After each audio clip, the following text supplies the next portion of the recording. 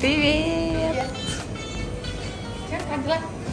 Это тема моего подкаста. Да. Что ты всегда благодаришь и всегда знаешь свое место и говоришь спасибо за все. Да, За каждую сложность, давай. Сложность, Сложность да, назовем. изначально. Да. Когда еще все это делать? Вот если вам что-то задумалось, надо взять прямо сейчас пойти и сделать, потому что потом вообще не будет времени. Ты вот так вот живешь. Я всегда говорю, что стиль — это когда тебя можно со спины узнать. Вот это стиль. Так вот. Классно. Да. Нет более замотивированной женщины на земле, чем мать с детьми. Вчера мне сын говорит: мама, слушай, а каково это быть многодетной? Ого. Прикинь, у меня есть желание понимать якутский. Я слушаю якутские песни, слушаю якутскую музыку. Даша, я хочу тебя обнять просто.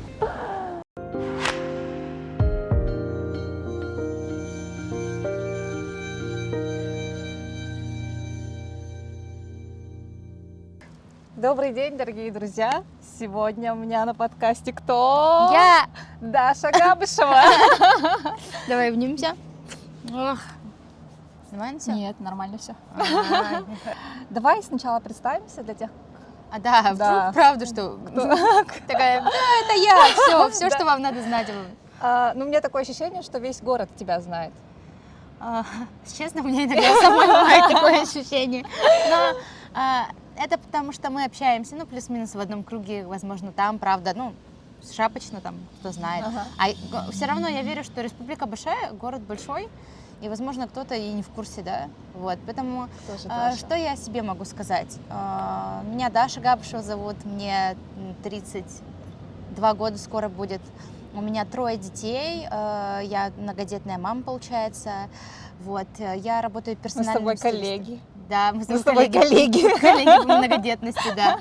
Так что всем коллегам привет, держитесь, девчонки, вот, и мальчишки. В общем, я персональный стилист уже на протяжении 5 лет. Я работаю с людьми, помогаю им найти свой индивидуальный стиль, и в этом деле, в своей профессии я очень классно, хорошо, стремительно развиваюсь, я считаю. За это время, что я стилист в якутской индустрии, вообще сильно изменилась, да? Когда я начинала, так не было. Я как раз, Никого да. не было. А сейчас очень круто, то есть с кем можно на эту тему пообщаться. Также сейчас я занимаюсь продвижением, помощью в пиаре, то есть сейчас я про медийность вне соцсетей, то есть именно об этом я, скажем так, со многими сейчас общаюсь на эту тему, точнее, да, и помогаю людям развить свой личный бренд вне соцсетей. Вот что я помогаю делать, прикиньте. Я сама, когда это говорю, так я думаю, ничего себе, как изменилось мое направление, но это факт. Вот, ну, вроде так. На самом деле, я бы хотела сказать, что оно не изменилось, а наоборот выбрала все свои силы, потому что изначально же ты начинала вот как раз с медийности. Ну да. Расскажи об этом, про свой опыт, который я вчера листала твой инстаграм, до низу прям. До низу нашла? Да, Всё нашла. ты была прям блогером года, когда еще блогеров не было. Да, Расскажи. было такое, Да, да. расскажи да. про свой ник и вообще откуда он взялся, и про свой блог. Да, это вообще целое дело. В общем, я в Инстаграме и на дневниках ИКТ, когда они еще были, мои любимые вообще, я зарегистрировалась как Бронислава Мэй в 2008 году. То есть он был написан русскими буквами, через нижнее подчеркивание «Май». То есть не было там Мэй, изначально я Бронислава Май, как месяц. Вот. Я зарегистрировалась для того, чтобы вести свой блог, для того, чтобы общаться с людьми, и придумала специально такой ник себе, который... Взяла ник, я украла имя, короче. Я в то время работала помощником юриста и писала там кассационную жалобу в суд, и на 1С статью написала вот женщина с именем Бронислава. И я подумала, блин, какое у нее крутое имя. А вечером того же дня я регистрировалась на дневниках ИКТ и думала, надо такое имя, чтобы никто не подумал, что это я, потому что я хотела писать такой прям дневник. Вот. И, соответственно, стала я Брониславой Май в тот именно день, потому что был май, потому что я увидела это имя, и вот как-то все так сложилось. Зарегистрировавшись на дневниках ИКТ, я его активно очень вела. Там были лайки и дизлайки. Вот знаете, в прелесть дизлайков. Вот дизлайки — это круто, потому что известным человека делают дизлайки. Если у тебя много дизлайков, то люди обращают на тебя внимание. Если у тебя много лайков и дизлайков, то есть люди тоже обращают на тебя внимание. Когда у тебя много лайков, то, скорее всего, ты, просто хороший человек, а этого недостаточно. Мне кажется, для того, чтобы развивать свою медийность и вообще популярность. Вот. В общем, я делала различные флешмобы, еще проводила в то время, и на дневниках ИКТ все это рассказывала, отражала, да. То есть какая-то была я не безразличная всегда, до всего мне было дело. Вот до всего вообще, я не знаю. Плюс я писала с ошибками очень жутко. И вот у меня вот такой порывистый поток мыслей, и вот он у меня так и выходил. То есть у меня было максимально нелогично, я могла начать за одно, закончить за другое, короче. И у меня было прямо много людей, которым я не нравилась, и которым нравилось, как я пишу, что я делаю. И потом, получается, вот в тот год мэр Заболев, есть такой человек, был, точнее, может, есть, в смысле, был как мэр, есть как человек, Юрий Заболев дал мне награду. Награда, да, то есть мэрия дала мне награду блогер года, и это было так забавно, потому что тогда в Якутске интернета тогда внешнего даже не было, мы были вот такие местечковые, свои блогеры ИКТ, там дала Дневники ИКТ, да? Дневники ИКТ, площадка ИКТ, она дала вот этот вот рост. И те, кто знает меня с ИКТ, вам всем привет, они называют меня Брони, Бронислава, Броня, Бронька, там уже всяко разно. То есть некоторые даже, наверное, не в курсе, там, что меня зовут Даша там, и так далее. И, соответственно, эта площадка, она мне очень много дала. Мой никнейм, вот эту вот первую узнаваемость, да. Помню, что ИКТ 10 лет было, отмечали в клубе здесь, в Драконе, и там мы соревновались, и я была от дневников ИКТ выдвинута, и я выиграла тогда свой первый нормальный телефон. Спасибо большое ИКТ, потому что я бы себе его никогда в жизни не купила. Ну, если на тот момент я была студенткой, у меня не было возможности, и это была Nokia какая-то классная, такая раздвижная, знаешь, такая, супер крутая, просто с какими-то сенсорными кнопками. Я думала, господи. А главное, что я еще выиграла, мне этих подарков надавали, а я не знала, что там внутри. Я домой, когда пришла, а это ж клуб, я утром просыпаюсь, думаю, дай-ка я посмотрю, что там. И такая, боже мой, это телефон. А у меня, короче, был кнопочный, знаешь, такой черно-белый с огромными кнопками Alcatel, которые типа вот так надо. Короче, вот, блогеры того времени, никаких айфонов, ничего не сфоткаешь, просто ходишь себе. Поэтому ребята мне круто подбодрили. И вот тогда меня заметили тоже за счет моих флешмобов, за счет моей активности. И вот пригласили быть активистом в администрацию потом уже со временем, да. И там я уже начала делать мероприятия, работать на выборах, делать креативные какие-то идеи и мысли для предвыборных кампаний. И это вот было одним из моих таких начал. И я считаю, что тогдашнее мое руководство, дневники ИКТ, они все на это вот так как-то благотворно повлияли, что мой потенциал вот этот вот такой, он задался в нужное русло. Да. Потому что фиг знает, что бы со мной было, если бы не это все. Потом случился декрет.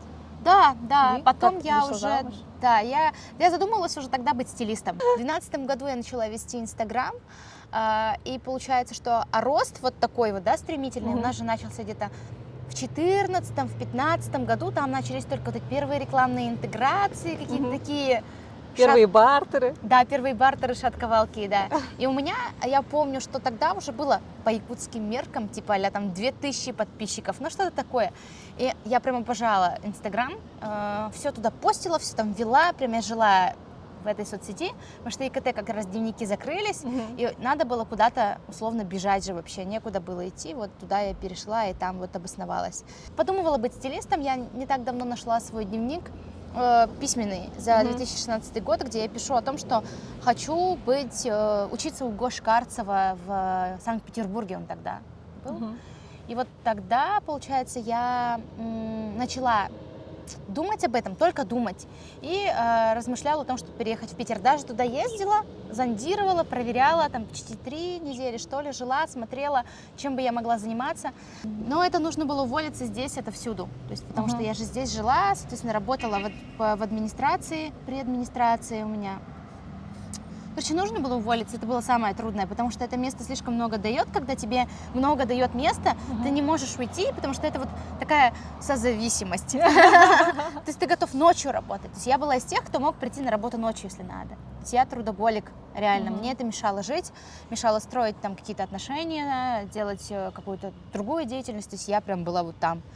И получается, что я уволилась и уехала в Питер, концы вот так обрубила, и сразу же забеременела. То есть я приехала в Питер уже беременная и без возможности уже учиться дальше, потому что у меня не могла пойти на работу, меня никто не брал, у меня был токсикоз, и все сразу понимали, что я беременна. То есть я хотела устроиться, будучи беременной, в надежде, что мне как-то поможет, мне было очень трудно. То есть устроиться, было трудно вообще там как-то двигаться. В общем, было непросто.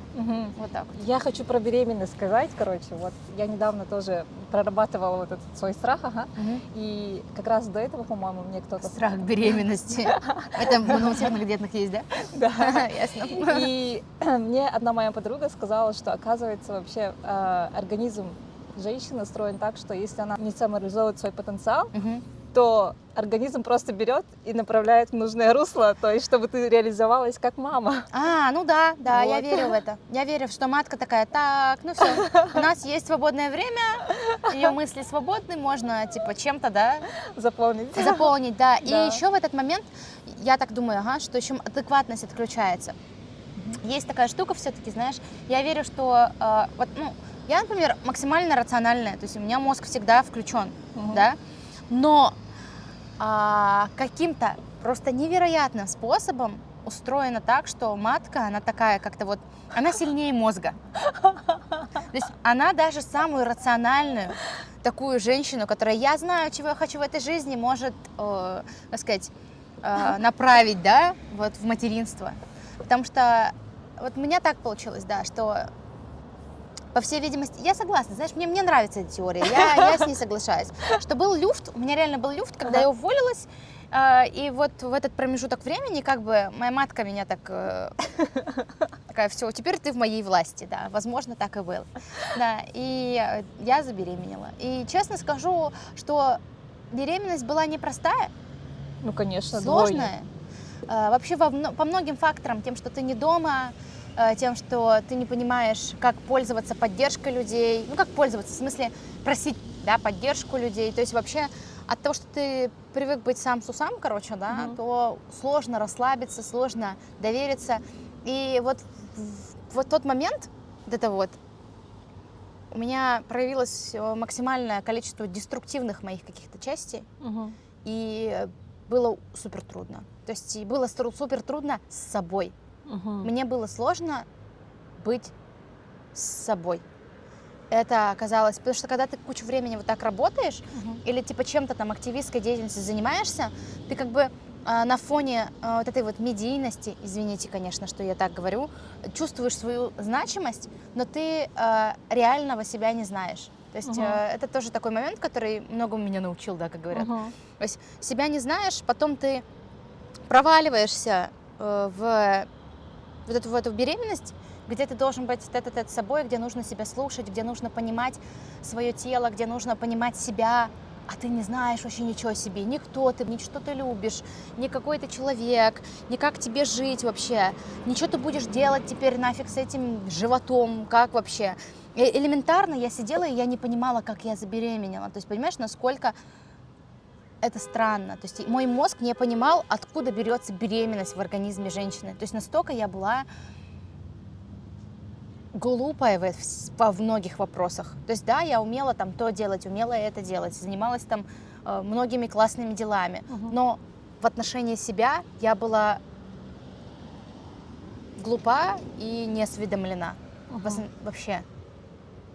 Это был дикий такой, говорят, инсайт, когда я сидела и думала, я не могла, и у меня вот токсикоз, у меня был психолог там, как при больнице всегда есть психолог там, и мой психолог объяснял мне, что токсикоз у меня не от того, что, как сказать, у меня токсикоз, а от того, что моя голова отторгает мысль, что я беременна, то есть, что мой организм пытается устранить беременность, прикинь? А мне этого никто не говорил, хотя у меня прям вообще бешеный, 2 месяца был токсикоз. Видишь, как бы у меня было дикое непринятие реальности, просто максимальное непринятие реальности моей. Как ты решилась тогда? Как я решилась? А мне было 24-25 уже. Я думала о том, что, а как еще? Типа, а еще более того, у меня за 5 лет до этого события мне говорили, что, скорее всего, я не смогу родить. Мой Поэтому врач-гинеколог, да. И поэтому я подумала, надо что-то делать, если, а вдруг, правда, я больше не смогу, я как вообще буду? Нет. То есть у меня секундная мысль была, но основная моя мысль была о том, что я буду рожать. И все. И, честно, это лучшее, что я могла сделать для себя. Родить – это так классно. Нет более замотивированной женщины на земле, чем мать с детьми. А вообще, если у тебя есть дети, то мотивация моментально появляется. Честно, просто смотришь, и ты такой думаешь, все, я не могу уже сидеть на жопе ровно. Мне надо идти, мне надо становиться лучше, мне надо познавать себя, мне нужно... Да куча всего нужно сделать, чтобы... Как сказать, моим детям было комфортно, мне было комфортно с этими детьми потом жить, чтобы мы нашли общий язык вообще с этими людьми, потому что первое, что я поняла, когда они родились, что я не имею на них вообще никакого влияния на их характер, на их сознание, вот такое вот, да, потому что они родились уже какими-то людьми. Когда у тебя рождаются близнецы, это максимально заметно, что ты вроде делаешь одинаковые действия, ты создаешь одинаковые условия, но они не реагируют одинаково. И ты думаешь, как так, типа? Я же вроде делаю все одинаково, все поровну. Почему они не реагируют одинаково? И в тот момент я стала понимать, наверное, потому что они разные люди. А значит, что есть что-то, что дано им, уже дано. И я не могу на это повлиять. И мне нужно с этим согласиться. Все. Я до сих пор уже 6,5 лет просто соглашаюсь с тем, какие они люди, и с тем, что я буду жить с ними до тех пор, пока им это нужно. Вот, а не мне нужно. Это супер инсайт для того человека, кто первый раз родил. Я это, например, поняла только после 3-го ребенка, что вообще дети, они как бы... Только после 3-го ребенка? Да, прикинь. Да, ничего себе. Это просто жизнь так меня решила научить сразу. Знаешь, я так подумала, что... Я вообще считаю, что Господь не дает людям, я всегда это говорю, не дает им то, что они не могут вынести, то, что они не могут, то, на чего у них нет сил. Все дается по силам всегда. То есть так устроена вот Божья любовь, я считаю, что она дает нам всегда столько, сколько мы можем вынести. Только мы можем... Он знает, что у нас есть эти силы, и он поэтому дает нам это. Вот так вот. Я так считаю. Супер. Вообще Сердечко. Да, лайк. Лайк. Это, мне кажется, мысль всего. Я аж прослезилась. Слушай. Да, поэтому каждый раз, когда случается что-то непростое, что-то сложное, я отношусь к этому с благодарностью. Ты знаешь, можно сказать, за что ты меня наказываешь, да, или что-то такое. А я всегда считаю, что я благодарю, значит, у меня есть силы. Это так круто. Вот это тема моего подкаста. Да.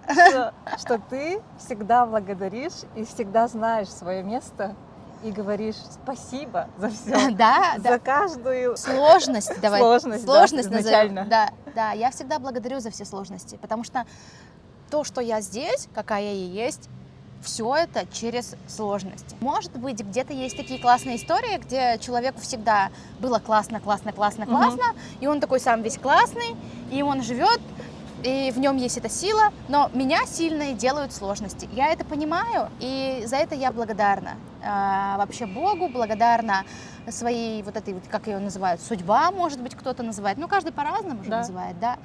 Поэтому, чтобы раскрыть потенциал, нужно пройти определенное количество сложностей, то есть, типа, тренировки, да, вот это вот должна быть какая-то, типа, закалка, мне так кажется, не знаю. Может быть, у кого-то иначе, но это про мой путь так. Мне кажется, это путь большинства, вот, рост через сложности. Да, говорят же там, когда мне страшно, я такая думаю, боже мой, как страшно, все, надо идти туда. Но реально, просто мне иногда бывает страшно в очень забавные моменты. Знаешь, такие моменты, в которые, казалось бы, да, сложно не должно быть. Мне очень сложно тратить деньги. Вау. Прикинь? Мне очень трудно тратить деньги, потому что мне прямо трудно, то есть потому что мне кажется, а вдруг потом завтра их не будет, там, знаешь, или что-то еще. То есть очень сложно делать вот эти вопросы, связанные с финансами. Каждый раз я такая думаю, боже мой. Но при этом я нашла причины, и сейчас тоже с этим работаю. И поэтому вчера я купила себе кроссовки, потому что я на них заработала. Я подумала, ну почему я не могу их купить? Я же Ага. могу, у меня же есть вот деньги. Я Ага. их, это мой гонорар, даже у меня еще останется. Почему я не могу взять и заплатить за кроссовки вообще? Знаешь, такая сидела и очень долго с собой разговаривала. Ты хочешь? Да, хочу. Типа, взвесь плюсы и минусы. Плюсы, мне будет классно. Минусы, когда я куплю эти кроссовки, но у меня не будет этих денег. Но я подумала, ну мне же будет классно. Я смогу еще заработать в этом классном состоянии. И я такая, так что Да. жду посылочку с Италии. Поэтому это про что? Про то, что состояние? Это про состояние, я думаю, и про... Почему у тебя голос задрожал? Потому что, знаешь, о чем я подумала? Ага. Я задумалась не только про состояние, да? Мгм. Я задумалась про зачем. Мгм. Типа, что когда мы что-то делаем, когда мы вот прикладываем какие-то усилия, много работаем, там, да, думаем, что нам что-то важно. А почему это важно? А зачем это важно? Если это произойдет, как твоя жизнь, там, ну, например, допустим, изменится, да, или не изменится, или что ты получишь реально от этого. И вот у меня с какого-то недавнего времени есть четкое ощущение, что я хочу жить жизнь, как я хочу. То есть раньше у меня этого не было. В прошлом году я, когда ехала с Казахстана на машине, я была в автотуре Мгм. с подружками, мы 28 дней ездили через Россию до Казахстана и обратно, через Алтай там, в общем, много где были, это было классно. И там обратно, когда мы ехали, я смотрела в окно, Мгм. и как меняется природа, и что я ближе к дому, Мгм. что с каждым там километром, метром я ближе к Якутии, да, к Мгм. Якутску. Вот это чувство, которое на тебя накатывает постоянно. И я, знаешь, я ехала и думала, боже мой, я живу свою лучшую жизнь вообще. Почему я раньше-то этого не думала вообще? То есть мне было на тот момент 30 лет, я думала, почему я до этого не понимала, что я живу одну, единственную, самую классную жизнь на Земле, что второй у меня не будет. Почему я каждый раз раньше жила так, как будто есть еще одна вторая жизнь? Ну, типа, что, ладно, что-то не буду делать, ладно, что-то не куплю, ладно, как-то себе не помогу, как-то себя не поддержу, пожертвую собой ради других, там, буду жить, там, не знаю, рядом с теми, кто мне не нравится, или общаться с теми, терпеть что-то, то, что я не хочу терпеть на самом деле и так далее. У меня был дикий такой просто, знаешь, взрыв мозга. Я приехала домой, и я не могла идти на работу. Прикинь? Я не могла работать, я не могла ничего делать. Знаешь, что я сделала? Я купила себе краски масляные Мгм. и рисовала дома. Вау. Да, я сидела и рисовала. Реально все время. И мужу, короче, звоню, такая, знаешь, накупила этих красок, Мгм. этих кисточек, всего вот этого. Причем я не умею там Ага. правильно это делать. Нет, просто я звоню мужу и такая, алло, Максим, все, я больше не буду работать. Он такой, что? Я говорю, больше не хочу работать. Он такой, не хочешь, не работай. Я такая, а, да? Он такой, ага. Я, ну ладно. Я такая пошла домой и начала рисовать. Просто, знаешь, вот рисовать бесконечно. Вот каждый день что-то выдавать. То есть у меня Мгм. был настолько вот, мне хотелось созидать, знаешь, мне хотелось сделать все, что угодно, но только вот слово «работа». Думаю, что это вообще такое? Надо, и, знаешь, мне нужно подумать, что такое для меня работа вообще, Мгм. что такое для меня деньги, что это вообще, что это вся жизнь для меня. Знаешь, у меня было ощущение, что я свалилась с Луны, короче, после этого путешествия и не понимаю вообще, Что происходит? что происходит, потому что что я делала-то до этого, что я не видела вот эти все возможности. И как будто ты проснулась. Да, у меня было ощущение, офигеть! Типа вот идешь, и вот знаешь, вот ты смотришь на это все цветочки, и типа не так, что опять они высадили эти петунии, Ага. почему каждый год петунии? Нет, не вот так, а типа, офигеть, они в этом году особенно красивые, типа, знаешь, вот так вот. Вот это чувство у меня было. Прилив такой, даже не ресурса, наверное, а вот это вот осознание, что можно быть, ну, нубиком, знаете, как дети мои говорят, мам, ты нуб, там в каких-то вопросах, да, типа, что ничего не знаешь. И мне вот подумала, наконец-то вот я могу, я разрешаю себе что-то не знать. Я разрешаю себе не разбираться в чем-то, но если мне хочется, пойти и разобраться. А если не хочется, принять это таким, какое оно есть, и не пытаться вникнуть даже. Просто говорить, ну, так, значит, теперь, ну, так, все. И все. Супер. Я вообще нормально объяснила? У меня ощущение, что я такая, знаешь, типа, как сумасшедшая. Но это, я подразумирую, я бы сказала, что в тебе пробудилась какая-то осознанность. Да, она как будто так включилась. И в тот же момент я подумала, что со мной будет, если у меня заберут моих подписчиков. Мгм. Вот представим, что мне там 16, на тот момент у меня было меньше, в Мгм. прошлом году у меня, по-моему, было 11 тысяч, Мгм. а в этом году уже 16, прикиньте. Мгм. Но в тот момент я подумала, а что если вот у меня сейчас возьмут и все заберут? Вот Мгм. заберут все, что у меня есть, все вот этих вот подписчиков, вот это все возьмут и изымут. Что я буду делать? Кем я буду? Перестану ли я быть собой в этот момент? И я поняла, что я хочу жить так, чтобы не зависеть от этих факторов. Я не хочу терять себя, если у меня заберут подписчиков. Я не хочу терять себя, если у меня еще что-то заберут в этой стране, в этом мире. Потому что сейчас мы живем в такой период, когда мы не можем нести ответственность за все. И тут нужно понимать, что вот есть я, вот есть зона моей ответственности, и вот в ней я живу. И в ней я могу быть счастлива. Потому что если кто-то может повлиять на мое внутреннее состояние, на мое счастье, нафига мне такое счастье вообще? Можно ли это назвать счастье? Если у тебя могут кто-то прийти его и забрать. Ну это же вообще типа странно. Я думаю, что счастье это тогда, когда у тебя его забрать никто не может. То есть когда это ты. Если у тебя его заберут, то с твоим телом, да? То есть навсегда и больше. Ну, вот я так, короче, считаю. И тогда был момент, это тоже прошлый год, у нас была свадьба 17 сентября с мужем. У нас была очень классная свадьба, она была красивая, она была просто... Я считаю, что у меня была легендарная свадьба. Это была лучшая вечеринка, на которой я была в своей жизни. Лучше даже, чем концерт Земфиры, простите. Это было просто очень круто. И там были наши близкие друзья, и потом мы с мужем были в гостинице несколько дней, и когда мы из нее вышли, мир поменялся. Офигеть. Что случилось? Что поменялось? Случилось 21 сентября. Прикинь? И мир изменился. И наши друзья уехали. Все. Много очень. И я как бы считаю, что у каждого свой путь и свой выбор. И я знаю, что для многих это крутой толчок. То есть как будто... То есть уехали те друзья, я думаю, что которые, наверное, знают, что они могут. То есть это вот раскрытие потенциала на 100%, на 1000%. То есть они разъехались. И у нас было ощущение, что это были самые большие проводины вообще, которые можно было сделать. Устроить. Да, и мы так радовались, что именно вот это все так произошло, что здорово, что все так произошло, что мы классно провели время в крутом близком кругу, и потом мир изменился. И снова начались эти вопросы. А что, если у меня этого не будет? А что, если у меня этого не будет? И это внутри семьи, например, нас это сильно сплотило. То есть меня, моего мужа, детей, как будто мы немножко стали в этих вопросах более внимательные друг к другу, в отношении счастья друг друга, в отношении интересов друг друга, что каждый должен вообще жить как хочет, даже внутри семьи.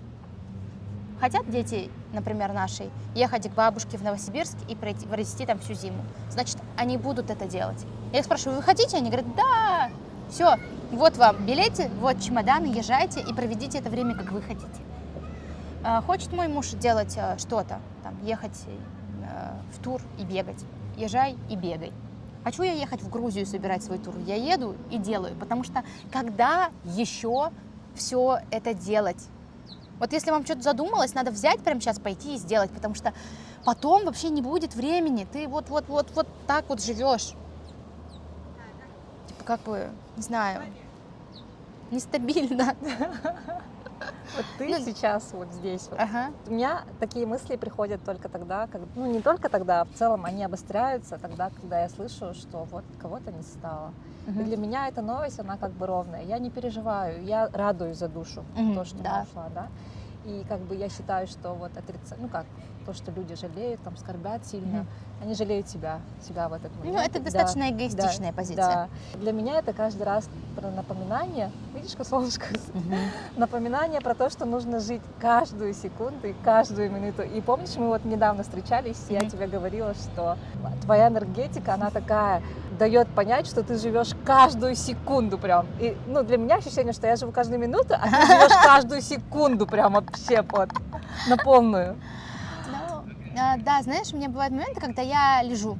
То есть вот у меня сейчас я последние дни с температурой, и я лежу. Я не работаю, честно, я должна там делать какие-то дела, наверное, свои рабочие. Я не работаю, знаешь, о чем я думаю? Я думаю, что если я сейчас болею, типа лежу, отдыхаю, то я тоже живу. Да. Знаешь, типа, что в другое бы время я бы раньше, я бы себя жестко ругала бы за это, знаешь, меня бы мучила совесть, что я там вот не делаю, что я там то-то-то. Сейчас нет. Ага. Когда я подразумеваю про то, что ты живешь каждую секунду, я не говорю, что ты живешь именно вот так вот прям активно, да, а про то, что энергия это чувствуется, что ты себе разрешаешь быть любой, принимаешь себя любой, и вообще сейчас, каждую секунду. Да, вот. Ровно. Сейчас вот ровно так, потому что я реально вот, знаешь, тут недавно была на одном мероприятии, и там все такие классные стояли, такие пьют, что-то там болтают, общаются своими кучками, своими компаниями. Я думаю, я смотрю, и мне интересно наблюдать. Это так интересно, что люди коммуницируют там, да, что-то делают, что-то создают.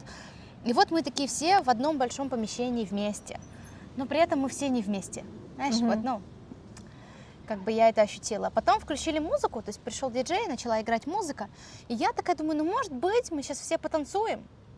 А я смотрю, и никто не танцует.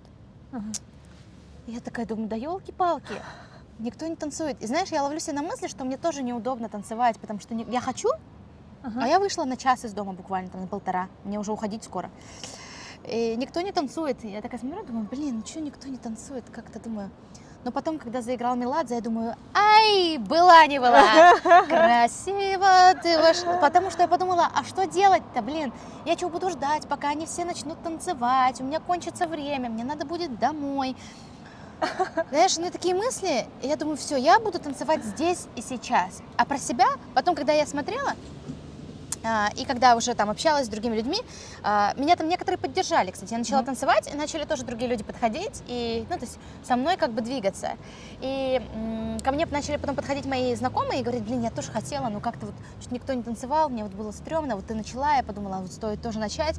И я подумала, и это такая прикольная штука, что в моей жизни многое так происходит. Я начинаю, и я начинаю делать не что-то сверхъестественное или не что-то гениальное. Я делаю только то, что, может быть, кто-то другой тоже хотел бы сделать, но не разрешал себе.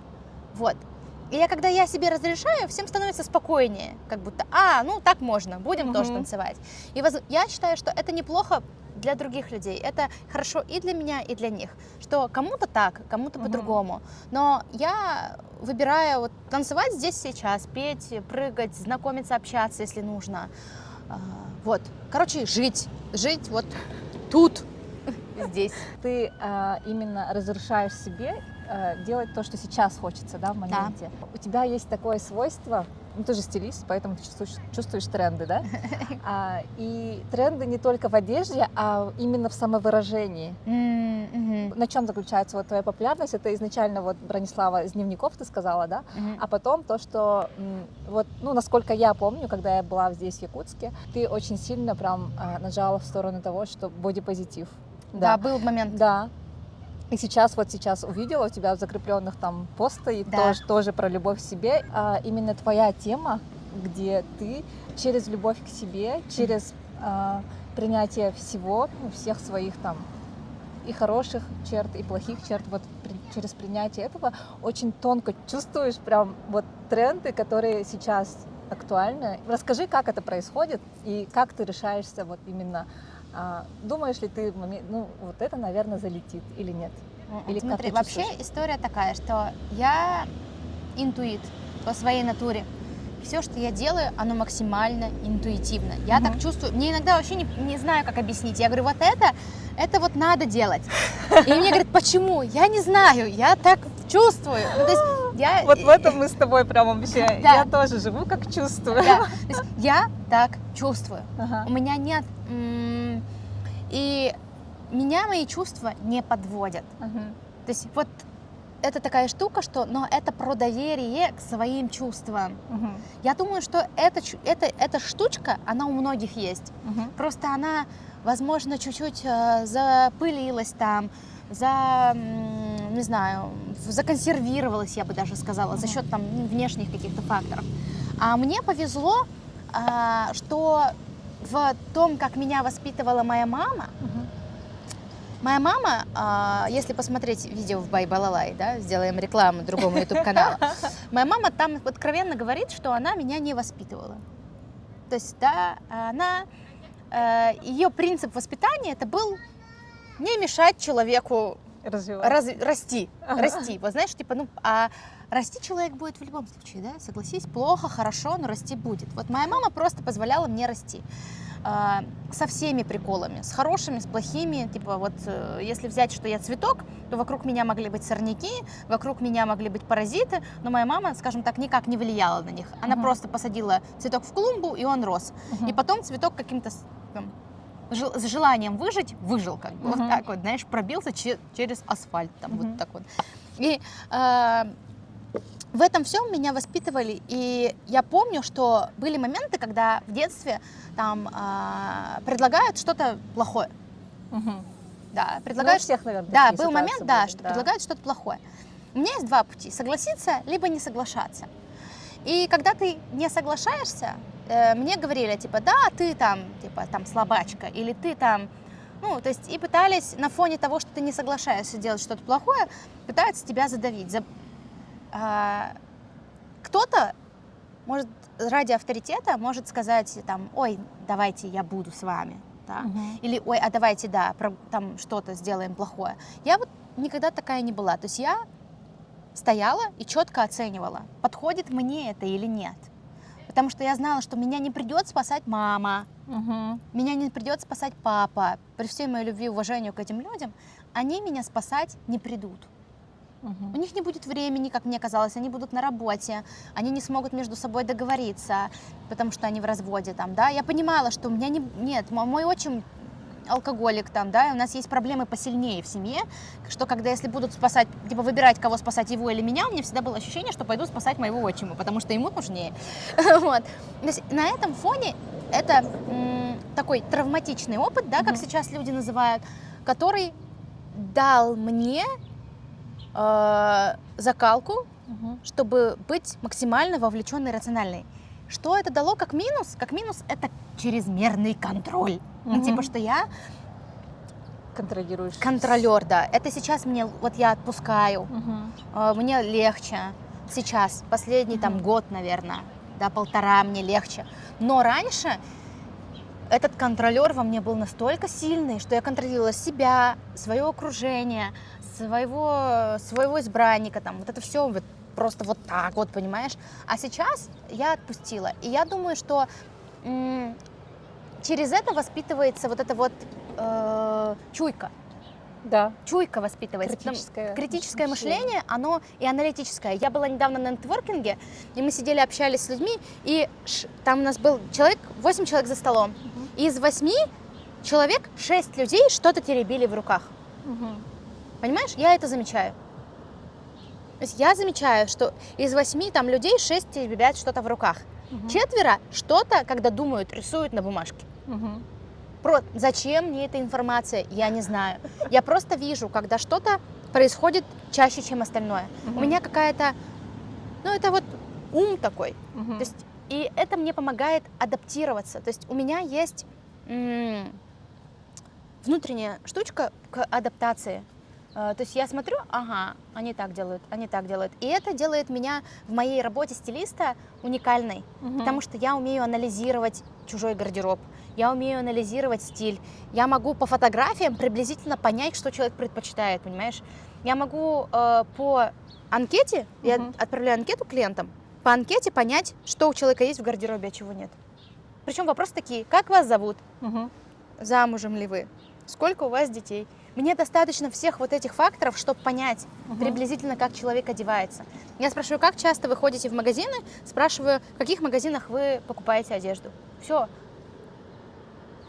Мне больше не надо, мне даже смотреть на него не надо, чтобы понять, как портрет человека, понимаешь? Мгм. То есть, и это навык, я не знаю, вот он у меня есть. Я не знаю, Вот. откуда он. Ну, думаю, что это жизнь меня, так. Как это называется? Сноровка такая появилась Мгм. какая-то. Да. Класс.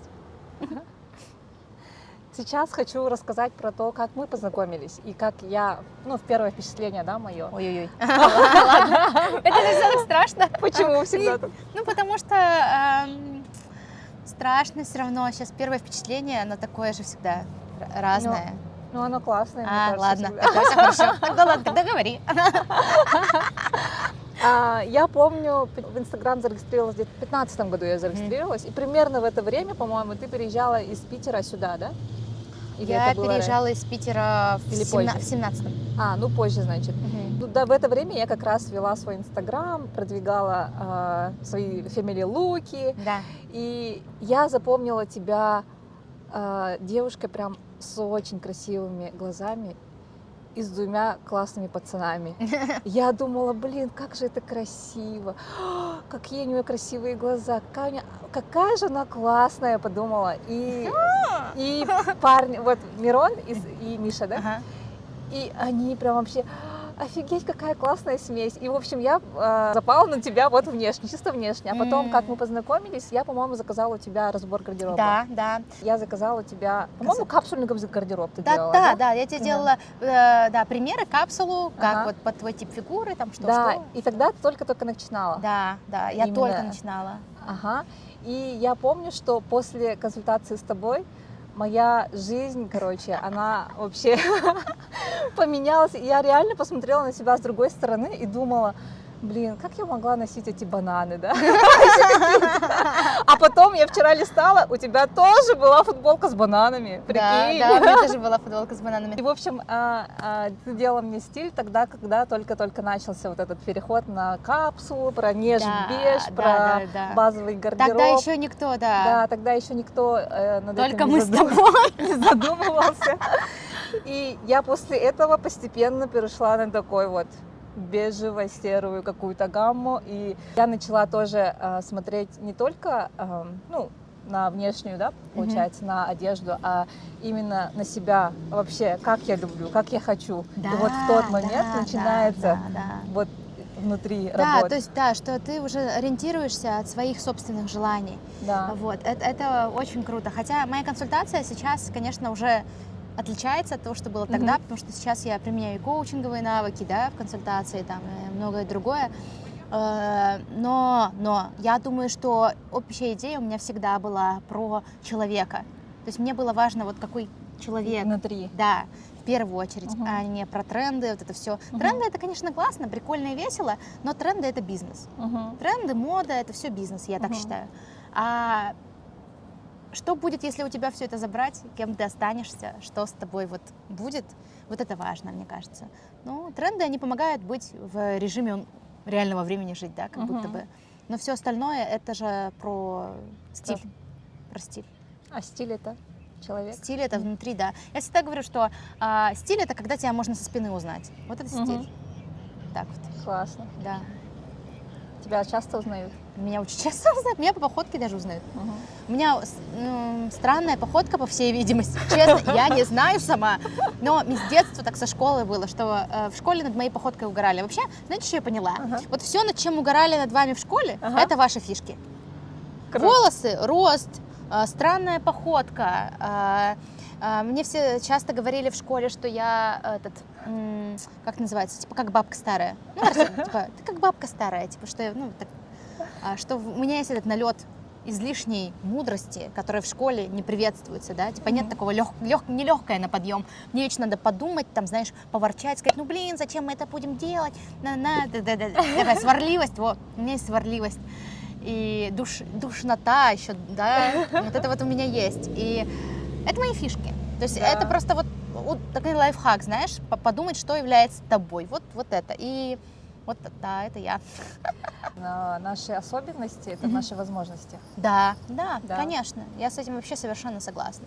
Мгм. Что возможности, они кроются именно вот в этом. Еще мне очень сильно, знаешь, что помогло, есть фильм один, может быть, кому-то будет интересно. Диана Вриланд «Глаз должен путешествовать». Мгм. Это про первого такого креативного, я бы сказала, редактора журнала Vogue. Ты смотрела его? Нет, но, по-моему, ты мне говорила про этот фильм. Я, и скорее всего, вообще, говорила. Да, и в целом вот эту фразу я запомнила, и Да. ты говорила: тренируй насмотренность. Да. Там в этом фильме была вот эта штука, и вот Диана Вриланд была как раз одной из первых, кто провозглашал неидеальность в обложках журналов там, и так Мгм. далее, когда она говорила, что ваша красота — это вот ваши изъяны. Мгм. И я с этим совершенно вообще согласна. Когда я увидела этот фильм, я подумала, да. Ну, то есть, типа, что понятно, что каждый смотрит фильм и видит что-то свое. Да. Возможно, вы там не увидите, только я там, может, это увидела. Вы увидите что-то другое. Но вот эта фраза, она прямо помогла мне. Мгм. То есть помогла мне раскрыться больше в стиле, в образе. Мгм. Потому что образ — это то, как тебя все равно люди воспринимают. Согласишься с этим, да? Что мы живем еще в, скажем так, стране, да, в которой мода существует 30 лет. Мгм. То есть вообще одежда, мода, такие явления 30 лет всего лишь. Не так уж и много. Понятное дело, что мы только на пике вот этого всего, и внешнее восприятие у нас еще очень остро стоит, потому Мгм. что это еще постсоветское пространство, которое давало понять, что если у человека есть джинсы, значит у него и возможностей бы больше, да? А если у человека там, который там одевается в простые какие-то ситцевые вещи, то, возможно, у него возможности поменьше, да? И все равно мы еще пока живем в такое время, где одежда очень много говорит о человеке.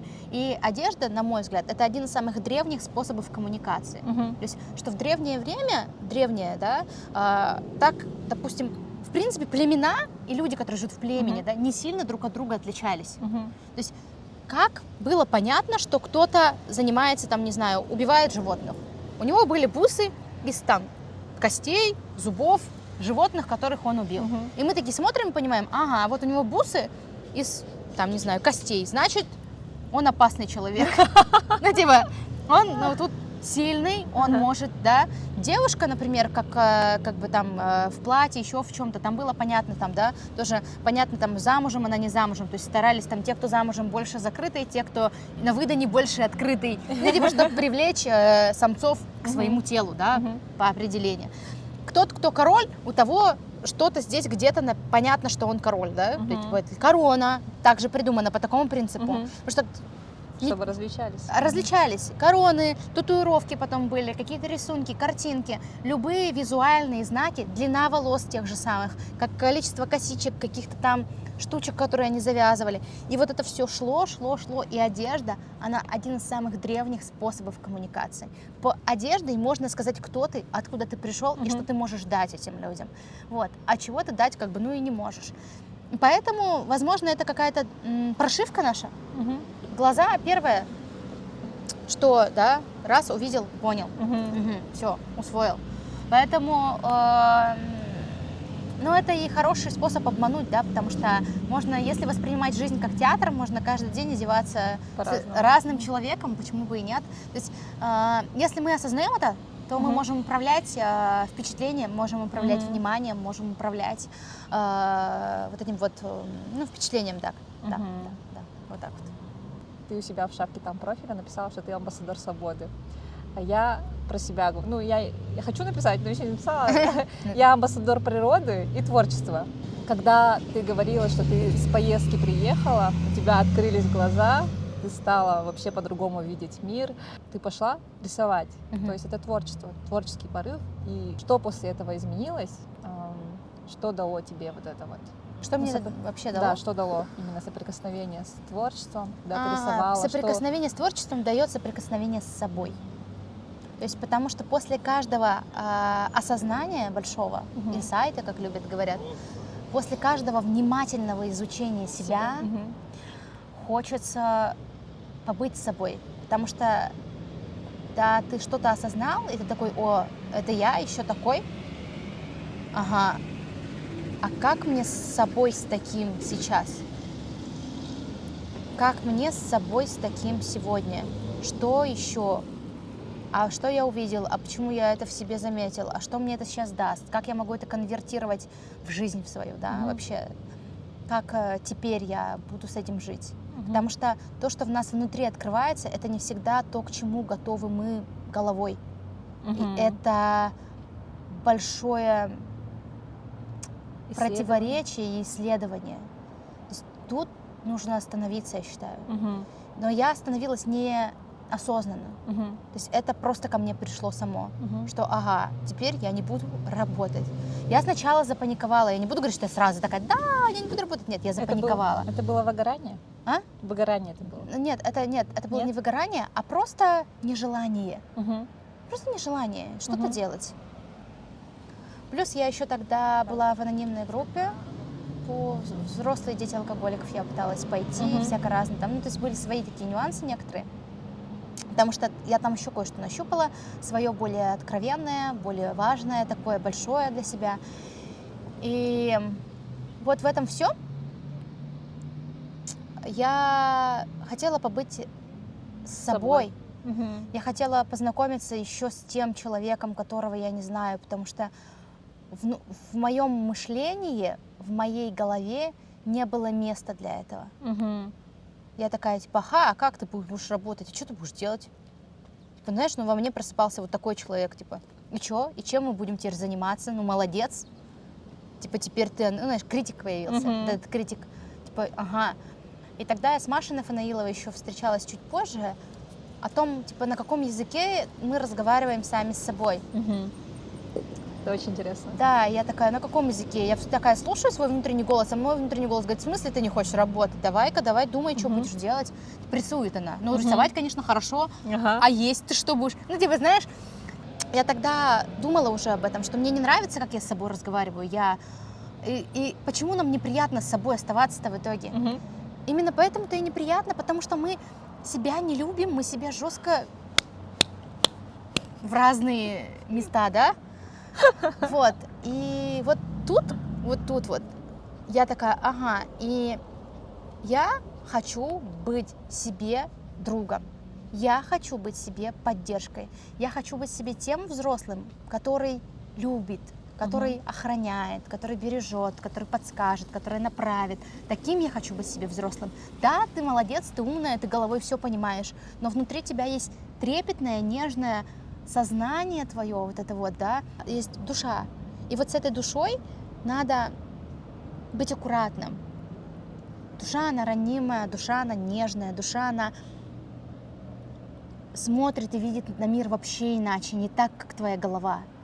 И вот когда... Это прям вообще... Да, и я сердце. принимаю факт того, что как будто внутри меня немножко даже две.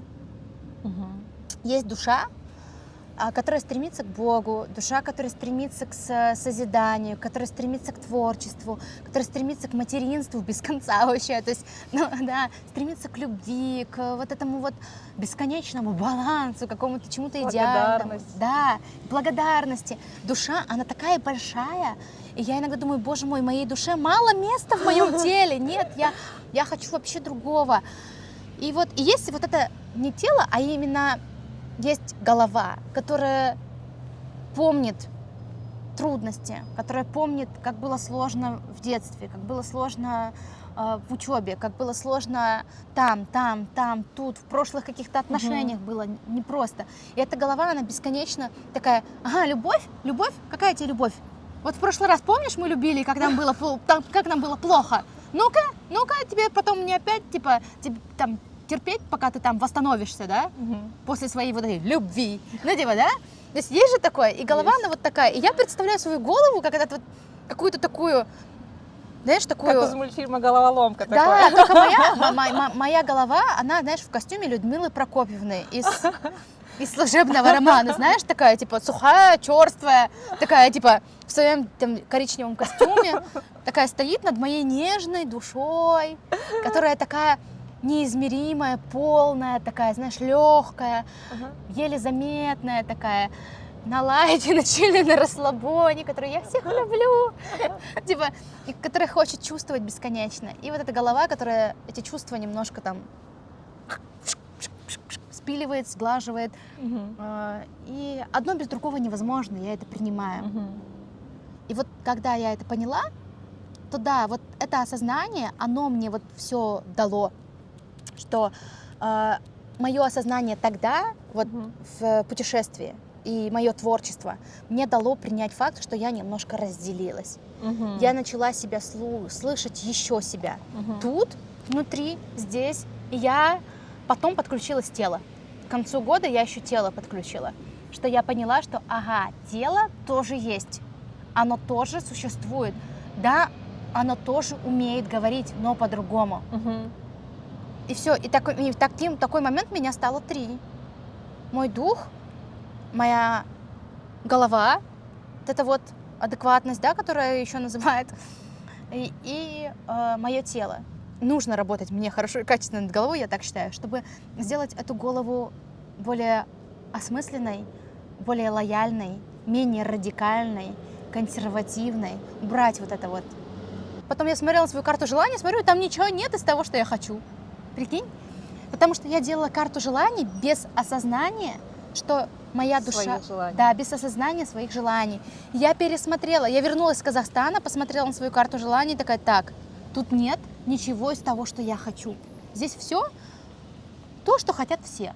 А нужно ли мне то, что хотят все? Не факт. Я приняла факт, что я люблю в центре внимания. Все, я люблю. Мне комфортно, моей душе в этом комфортно, мне классно, моему телу хорошо. Вот это я буду делать. Я люблю там вкусно есть и буду это делать. Я хочу иметь красивое, подтянутое тело и мышцы, которые могут держать мой корпус, да, и не жаловаться на боли в спине. И я могу это сделать. Я пойду и буду ходить на спорт. Не потому что я хочу красивые кубики. Нет, потому что я хочу просто работать с телом, чтобы благодарить его. Я хочу быть благодарна этому телу, поэтому я хожу на спорт, ради благодарности. И мне нет задачи худеть, нет задачи еще что-то. У меня есть задача поблагодарить тело и делать что-то для него. И вот после этого осознания я чувствую рост у себя, чувствую рост мужа, чувствую рост в отношениях с детьми. Вчера мне сын говорит, мама, слушай, а каково это быть многодетной? Ого. Прикинь, меня ребенок спрашивает, я такая, а почему, говорю, ты меня об этом спрашиваешь? Он говорит, ну ты же сказала, что нас много, типа, что мы многодетные, у нас удостоверение появилось, что мы многодетные. Вот тебе нравится быть многодетной? И я такая смотрю на него, я говорю, мне нравится быть вашей мамой. Вот это мне нравится. Я люблю быть вашей мамой. И эту роль мне нравится. Это, говорю, сложная, самая сложная в моей жизни роль, которую мне не просто вообще исполнять, но от этого она и круче, чем остальные. Потому что я тут в постоянном росте. То есть у меня нет возможности там не расти. Да? Вот. Но и сын такой... Понятно. И ушел. Я такая, ладно. Просто пришел и спросил, я такая думаю, ладно, если человеку интересно, надо ответить. Но еще, знаешь что, все равно идти на поводу у рептильного мозга тоже иногда надо. Согласись? То есть вот мое любимое, честно, из всего, что есть, это, знаешь, встретиться с подругами и болтать о хрени. Вот знаешь, без осознанности, без вот этого всего, а чтобы там, где мы просто болтаем о ерунде, чуть-чуть сплетничаем, немножко, да, немножко ржем просто, знаешь, без причины там над чем-то. То есть, может быть, выпускаем какие-то вот эти токсичные истории, да, свои, типа там, и угораем друг над другом, там, знаешь, типа, ужасно, может быть, да. Но это так хорошо. Вот, то есть, что находиться в этом ресурсном состоянии все время невозможно. Да. Невозможно. Это вот сейчас, потому что сейчас посмотрят это видео и скажут, боже мой, нет.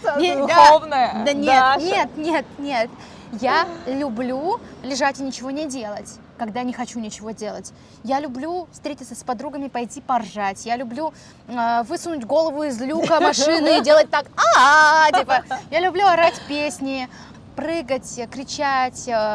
Вот я люблю вечеринки, мне это помогает очень сильно. Я там, знаешь, такая прям паш, просто из меня все уходит, и я потом, да, меня выходит так.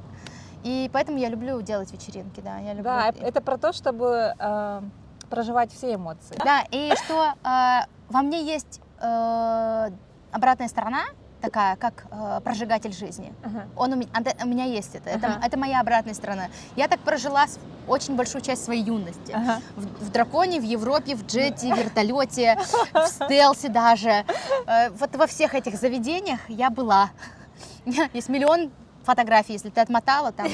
Там есть все. Да, там все есть. Благо не было сторис в то время. Просто повезло. Но это было, и это часть меня, она мне нравится, во мне много огня, я люблю это. А это как раз-таки вот я хотела тебе сказать, что именно твое принятие, сейчас же модно говорить, как она, теневая сторона, говорят, да, принятие своей теневой стороны делает тебя полной, цельной, и принимать себя вот, как мы уже говорили ранее, все свои стороны. Да, потому что я люблю материться, знаешь. Да. Честно, я правда люблю материться. Пусть это вырежут, и пусть это будет, не знаю, скандальное видео. Просто я же так попала на GK же. Я в Нюрбе сматерилась. И потом кто-то выкинул на GK. А что такое GK? GK — это такой паблик, где всякий трэш скидывают в Якутске, который, происходит, прикинь. Я попала на GK с матом. И там вырезали все, что я сказала до, и оставили только мат. И типа там что-то как-то подписали, что вот стилист там типа проводил мастер-классы в Нюрбе и вот сматерился. А хочу сказать, что я сматерилась на закрытом мероприятии организаторов, и кто-то, по всей видимости, слил видос. Но я не расстраиваюсь. То есть мне это помогло принять факт того, что я матерюсь. Я благодарна вам, GK, спасибо, потому что если бы не человек, который слил, потому что я... Материться плохо, да, говорят же, да? Детям своим постоянно говорю, что это плохо. Хотя на Ютубе они столько всего слышат, знаешь, я иногда слышу, что они смотрят, такой думаю, воу! Но я правда выражаюсь матом. Я старалась этого не делать, но во мне это есть. Это одна из моих таких вот плохих сторон, да, как люди скажут. Ну, это нормально, я не знаю, я не хочу говорить, все матерятся, поэтому я матерюсь. Нет. Кто-то матерится, кто-то нет. Кто-то выбирает это делать, кто-то следит за своей речью и не делает. Я слежу за своей речью, но не всегда у меня это получается идеально. И я могу что-нибудь сказать. В общении с друзьями так вообще. Я могу ржать, угорать и вообще там такие будет запикано все. И это, да, вот есть у меня такое, да. И я, когда размышляла о том, что такое мат, вообще это погуглила, знаешь, я же человек такой, мне нужно покопаться, подумать, что это значит. Это моя агрессия, оказывается. То есть, что мат — это агрессия. Что у меня есть тоже агрессивная часть, как у любого человека, наверное. И было время, когда она сильно проявлялась даже, сильно проявлялась.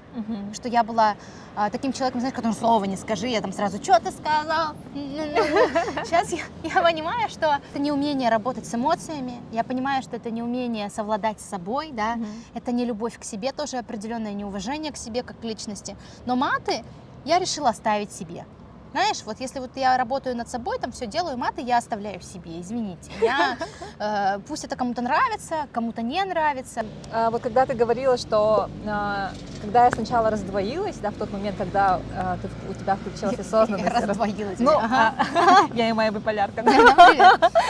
Нет, это про то, что вот ты сначала начала чувствовать вот душу отдельно, ум отдельно, и потом уже ты сказала вот это про как раз... Тело в конце пришло. Да, про тело.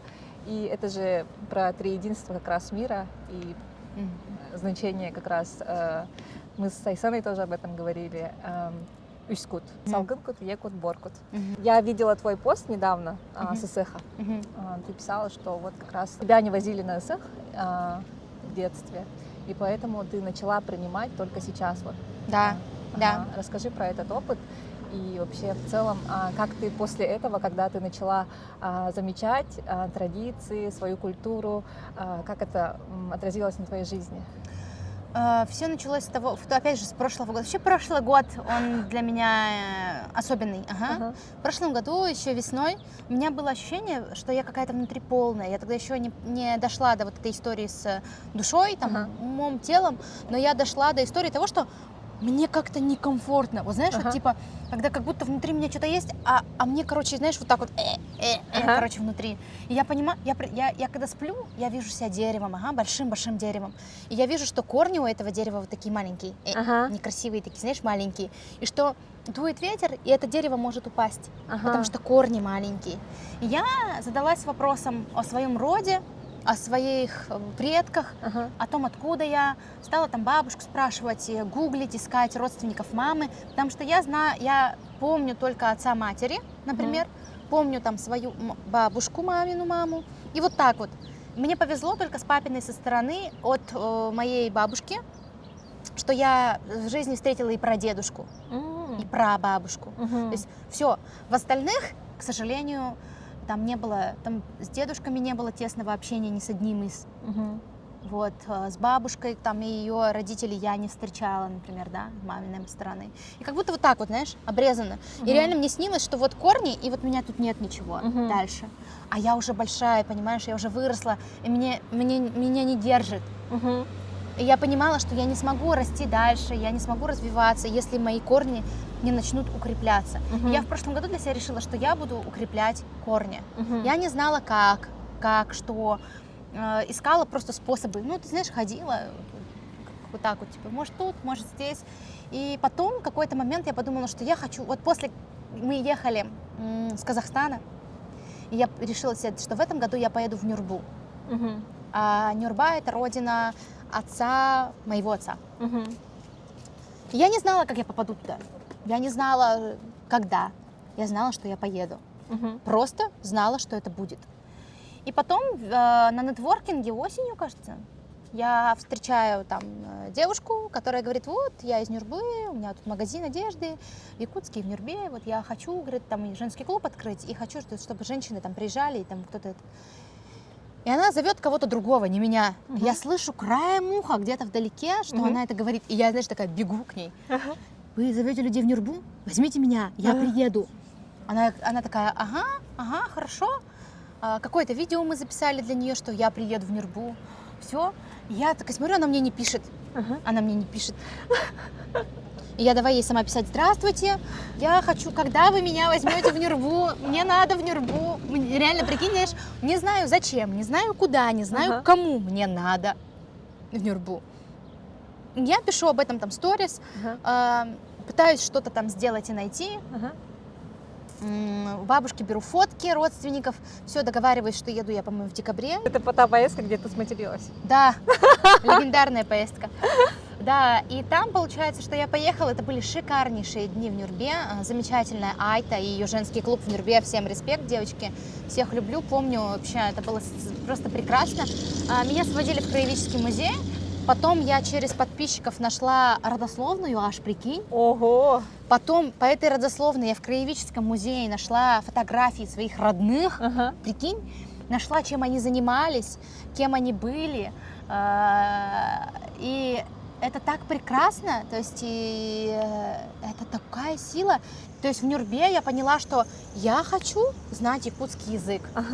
Я хочу понимать, что люди говорят. Там девочки со мной говорили, и некоторым было так сложно говорить по-русски, но они переводили для меня с якутского на русский, какой могли. И мне было стыдно и грустно, что я не могу сделать для них то же самое. Мне было грустно, что я не могу с русского на якутский хотя бы перевести слова благодарности и сказать спасибо вам за прием на языке. Вы сейчас хотите сказать на их языке, да? А на самом деле же как бы на нашем, на моем языке. Я не могу, у меня нет вообще даже там каких-то вот, цепочек, понимаешь, не рождается. То есть настолько там в этой части нет знаний, что я даже не могу. Там, если на английском бы я еще что-то нашла бы, наверное, знаешь, там, из школьной программы, а на русском просто, на якутском точнее, просто пустота. А ты понимаешь якутский? Слушай, я понимаю сложно очень. У меня Максим, мой муж, он прекрасно говорит по-якутски, он учит детей, и у нас там было такое правило, что в пробках, когда мы с садика ехали, мы учили там харах, аях и этот там слова, да, какие-то слова, да, мурун там и так далее. То есть учили слова, там части тела, потом мы там учили семью, потом эти предметы, там ют, смыт, я такая ют, смыт, там, знаешь, вот так, реально на детском уровне, а как еще? Да. То есть я благодарю людей, которые не критично относятся к людям, которые пытаются говорить на якутском, как они могут. Потому что когда там пытаешься что сказать, все говорят, ай, давай, да, вот ты можешь по-русски, вот я же тебя понимаю, говори по-русски, так быстрее будет, типа, знаешь, ну. И я вот, у меня есть желание понимать якутский. Я слушаю якутские песни, слушаю якутскую музыку. Даша, я хочу тебя обнять просто. Вот это именно та тема, о которой вообще тема моего подкаста, и в целом это про то, что ну, ты слушай, вот ты сейчас рассказала, прости, что перебила, и вот ты рассказала, и ты поняла взаимосвязь, что когда ты начала интересоваться корнями, все пошло туда. Конечно, прям да, вообще потому что очень важно. расти. И знаешь, я раньше это говорила, просто я до этого туго шла. Я всегда говорила о том, что я как кунг-фу панда. То есть мой любимый мультик кунг-фу панда. Почему? Потому что я это и есть. Там у меня опять же вот есть этот Бэй-балала, если посмотреть, я там говорила о том, что я как кунг-фу панда. Я в какой-то момент осознала, что мой папа не гусь, понимаешь? То есть я росла с отчимом. Плюс с отчимом-алкоголиком, да. Без понимания, где моя семья, вот как в третьей части кунг-фу панда, что мне нужно было окунуться к своим пандам, посмотреть, как они, что они делают. Да, я понимала, что я не они сейчас, я другая, да, но я от них. И сейчас я смотрю на свою семью, на своих предков, вообще на все это, и я знаю, я от вас, я вот ваш плод.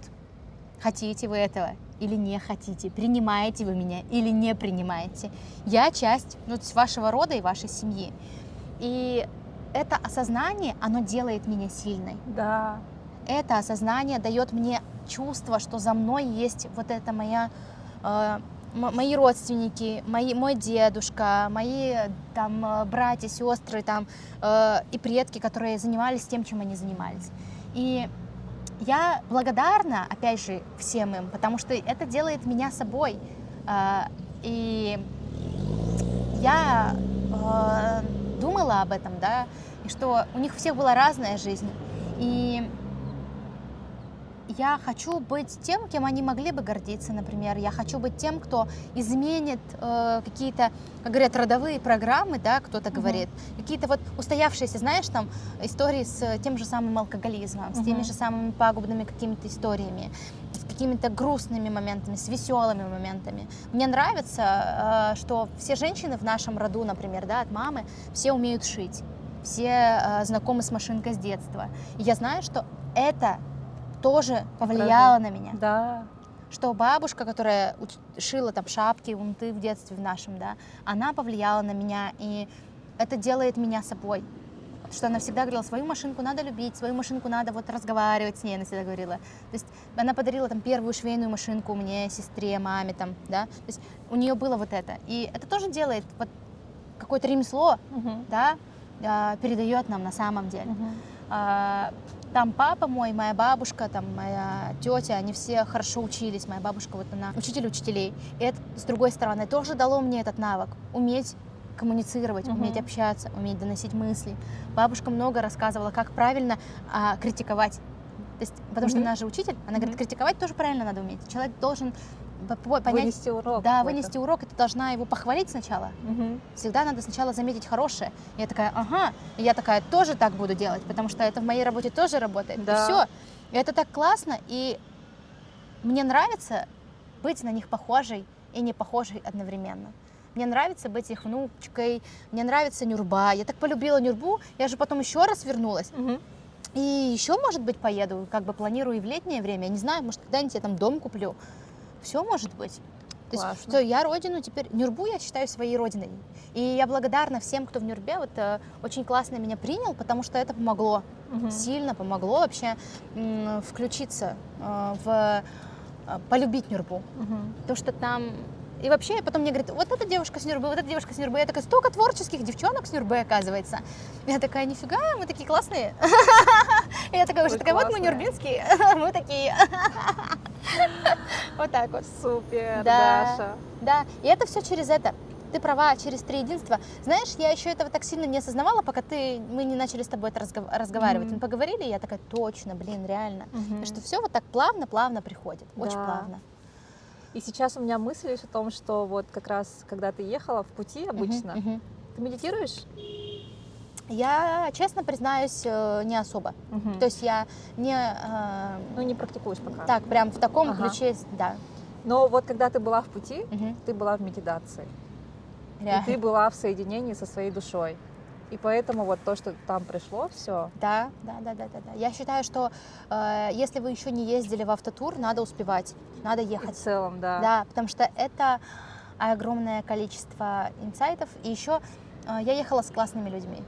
Я Круто. ехала с девушками, которые все были на плюс-минус одинаковом уровне осознанности, поэтому даже когда нам было сложно друг с другом, мы находили способы решить это. Мгм. То есть из-за этого поездка — это же стресс, как бы в любом случае. Мгм, ну да. Да, это стресс, и я думаю, что мы в этом стрессе прожили все экологично, классно Мгм. друг для друга, и мы все чему-то научились. И мы Мгм. говорили, блин, это трансформационный автотур был, потому что мы приехали... Коуч-тур. Да, мы приехали другими. Это невозможно, такие вещи не проходят бесследно. Да. Побыть наедине с природой, без телефона, без чего-то, просто увидеть разных людей, просто побыть с собой, поспать 2 дня. Почему нет? Иногда это так нужно вообще. Это сила окружения, и ты через других людей, ты видишь себя с Да, разной да, стороны. это как было, зеркало, да, так и было. Мы жестко отзеркаливали. Это, Да. и это было и страшно, и круто одновременно. Вот так вот, да. В Круто. общем, Маш, вообще классно. Хорошо мы так поболтали с тобой. Вообще. Я надеюсь, что получится выпуск. А я, знаешь, думала, когда мы с тобой предварительно, встречались в кофейне, и ты говорила, я вообще хочу прям вообще про... Все говорят про идеальность, а я хочу про неидеальность рассказать. Я думала и боялась, а что же там будет, короче, как это будет происходить? Но я прям вообще открыла тебя с другой стороны, Даша. А это, кстати, интересно, да? Это Что, очень интересно, да. Такие диалоги, они... Я считаю себя достаточно глубоким человеком. Да. Но я как будто не из тех, кто любит это сильно транслировать. Да. Вот. То есть И есть у такое. меня есть, вообще в целом я уже верю, что насколько человек проявлен, Мгм. это зависит только от, изнутри. Мгм. Насколько он глубокий внутри. Мгм. И когда ты такой глубокий внутри, вот ты настолько сияешь. И я тебе Спасибо. желаю продолжать сиять вообще на уровень не только республики, вообще мира сразу. Ура! Спасибо. Пусть так и будет. А еще знаешь, о чем я поняла? Что сиять легко, когда ты не врешь себе. Да, честность. Да. Когда себе не врешь, тебе уже скрывать нечего. Ты не боишься, что кто-то что-то увидит, что-то узнает о Да. тебе. Потому что, что, увидит, узнает. И что? Реально, и что? И ничего. Увидите вы, что я матерюсь. Увидите вы, что я бываю грустная, злая иногда. Но я человек, я живу так, да. Если вы не злитесь, то вам круто повезло, потому что я иногда реально устаю и злюсь, иногда плачу, иногда еще что-то делаю. Иногда я собой недовольна бываю. Но Это нормально. Да, это нормально. Всё нормально. Потому что это жизнь, она такая разная. Если бы мы все бы умели жить правильно, было бы очень интересно, конечно. Какая бы была жизнь Да, правильная. Да. Жить правильно невозможно, я не знаю. Жизнь, она не может быть правильной. Именно такой какой-то Идеальная. идеальной. Нет, конечно. Вылизанной. Нет, такого не бывает. Спасибо тебе. Давай. Все. Классно! Мы молодцы! Подписывайтесь. Да. Мы все тут оставим все ссылки. Да, оставь ссылку. Пожалуйста, да. Ставьте ваш самый такой инсайтовый инсайт от Даши. Да, давайте, оставляйте самый Самый. инсайт от меня. И для тех, кто досмотрел, Вау! Ты да, хочешь давайте, подарить? да, я хочу что-нибудь подарить. Вообще я много чего могу подарить. Но я думаю, что я люблю дарить украшения. Ага. И это будет украшение. Поэтому я не знаю, какое. Я посмотрю на человека, который мне понравится, и подарю то, что, на мой взгляд, ему подойдет. Вот так вот, знаешь. Персональности здесь все-таки. Все-таки. В конце концов. Так что Ура! Всем спасибо. До новых встреч.